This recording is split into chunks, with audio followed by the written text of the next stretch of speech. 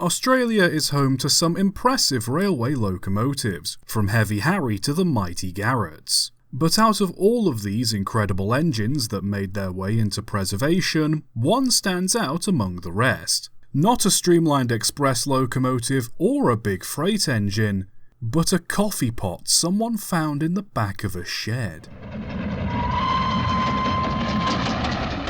By 1905, South Australian Railways had expanded their network out from Port Augusta, both east towards New South Wales and north with the goal of connecting Port Augusta to Darwin. As ambitious as this plan was, it also resulted in the construction of multiple branch lines connecting to more rural areas along the route, but these lines often saw low passenger traffic.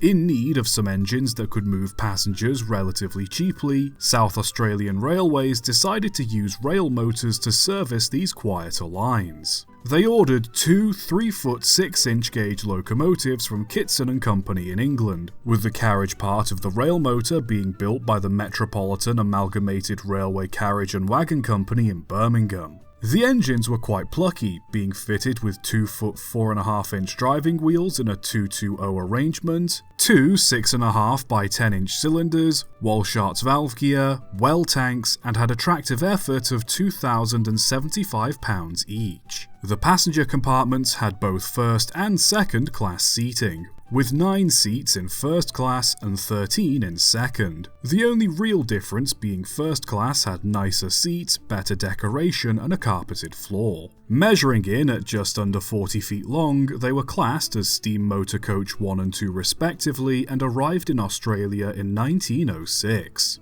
Number 1 was put to work on the Great Northern Division of South Australian Railways, while Number 2 went to the South Eastern Division. Number 2 was modified and fitted with an additional cab at its rear end, allowing drivers to operate it in reverse. It initially ran services between Naracoorte and Kingston, but was eventually relocated and worked between Mount Gambier and Beachport instead. Number 1 meanwhile ran weekly services between Quorn and Hawker, often being seen towing a small goods van behind it that carried post and parcels, and seemingly becoming quite a popular sight on the line.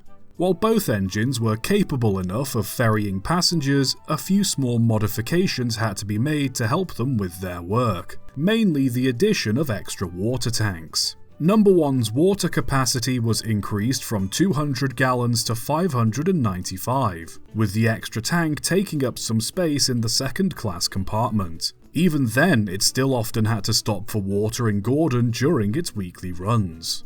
Despite the lack of seats, the little rail motors could still carry a considerable amount of people, with both having a limit of 33 adults maximum, though on some occasions 1 or 2 extra people might have squeezed on board.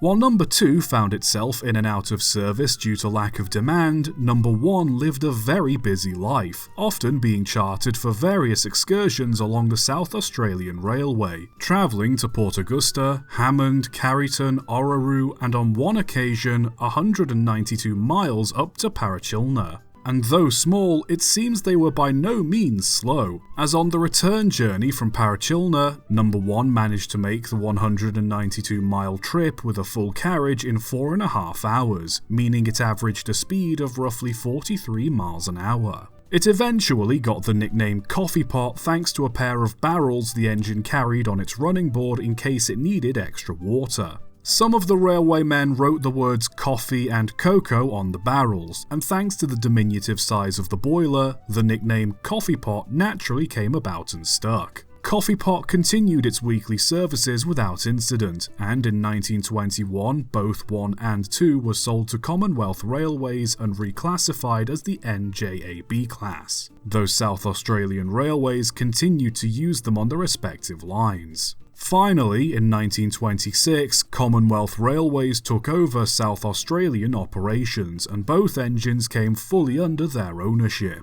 1 and 2 continued to work for a few more years, but by 1932, both were very worn out. Number 1 was put into storage, ending up in the back of a shed at Quorn Depot, while Number 2 was sold off in 1935 and later scrapped. Fate, however, seemed to have other plans for number 1. By 1950, Commonwealth Railways was in the process of cutting up their older, more redundant steam engines. But whether it was on purpose or by luck, Coffee Pot had been covered over when it was put into storage, and since it was out of sight, nobody really knew where it was or bothered to find it to cut it up. It's most likely it was forgotten, as it wasn't found again until the mid-1950s when the Quorn Depot was being demolished. With it being such a unique machine, rather than scrap number 1, it was instead sent to Port Augusta workshops where it was cosmetically restored and donated to the Northern Territory National Trust,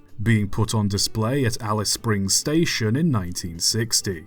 Eventually, in 1975, the trust handed the engine over to the Peachy Reachy Railway Preservation Society, who restored number 1 to working order in 1984. Ever since, it's made its home on the Peachy Reachy Railway, where it's become a favourite of both volunteers and visitors alike. Despite not being the biggest or most impressive engine in preservation, you have to admit Coffee Pot certainly has an undeniable appeal of its own. Even in service, it seems like a lot of people had a soft spot for this little rail motor. Let it be a reminder then that you don't need to have an amazing track record in order to be popular. Sometimes a little charm and reliability is all you need to be remembered fondly.